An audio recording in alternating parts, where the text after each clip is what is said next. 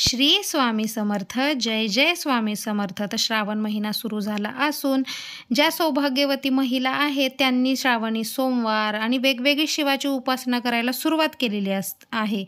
तरी सौभाग्यवती स्त्रियांनी श्रावण महिन्यामध्ये अशी कोणती 5 कामे आहेत ती नक्की करावी. त्यामुळे आपल्या घरामध्ये सुख, शांती, समृद्धी, समाधान नांदेल. घर खूप आनंदी बनेल, जसं काही स्वर्गच असेल.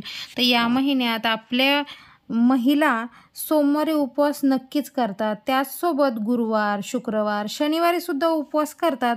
या महिन्यात केलेले उपासना ही सर्वश्रेष्ठ असते. श्रावण महिना हा भगवान महादेवांना समर्पित आहे. या महिन्यात केलेली जी सेवा आहे त्यामुळे आपल्या जीवनातील कष्ट सर्व दूर होतात आणि आपल्याला सौभाग्य प्राप्ती होते. तर विशेष आपण ज्या लग्न झालेल्या महिला आहेत किंवा ज्या सौभाग्यवती आहेत, सुहासिनी महिला आहेत, या महिन्यामध्ये श्रावण महिन्यामध्ये विशेष अशी सेवा करतात. तर ती कोणती सेवा आहे तर ते पाहूया. श्रावण महिन्यात फक्त महादेवाची पूजा न करता माता पार्वती आणि देवी दुर्गेची पूजा अवश्य करावी.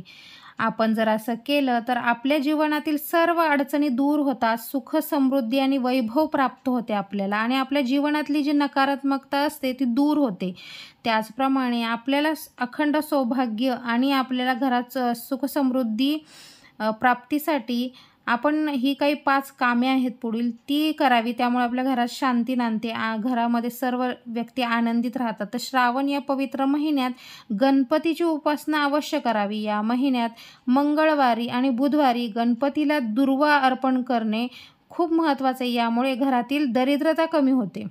दुसरे आहे, आपण महादेवाची पूजा करताना माता पार्वती आणि दुर्गा देवीची पूजा अवश्य करावी. पिवळ्या रंगाचे सिंदूर हे या प्रतिमेला आपण अर्पायचं आहे, म्हणजे पार्वती आणि दुर्गा देवीला, आणि ते आपल्या कपाळावर सुद्धा लावायचं आहे किंवा आपण जे भांगेत सिंदूर भरतो तसं म्हणूनही भरू शकतो. त्यामुळे आपल्या घरातील वादविवाद आणि वैवाहिक जीवन चांगले होते. नवरा बायकोमधले वादविवाद कमी होतात.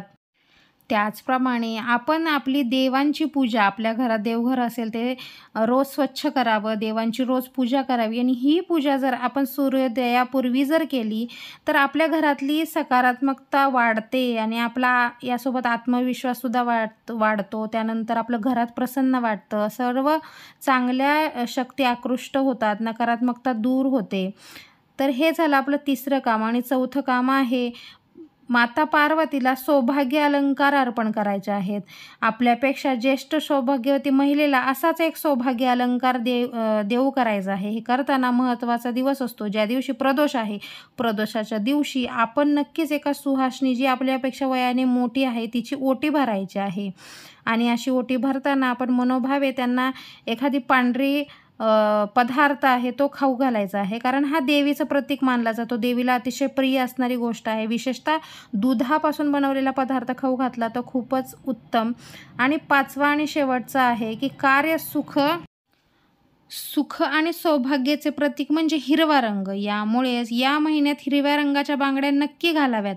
महिलांनी आवर्जून श्रावण महिना सुरू होण्याच्या अगोदर हातामध्ये हिरव्या रंगाच्या बांगड्या घालाव्यात. यामुळे आपल्याला अखंड सौभाग्य प्राप्त होते. आपल्या मुलांचं हित त्याच्यामध्ये आहे, पतिदेवांचं हित त्याच्यामुळे आहे आणि आपल्या घरामध्ये सुख, शांती, समाधान नांदण्यासाठी आपण हे सर्व उपाय करू शकतो. यातला एकही उपाय आपण जर केला तर आपलं घर नक्कीच स्वर्ग बनेल. तर आज दिलेली माहिती तुम्हाला कशी वाटली नक्की कमेंट करून सांगा आणि चॅनलला लाईक, शेअर, सबस्क्राईब करायला विसरू नका. धन्यवाद.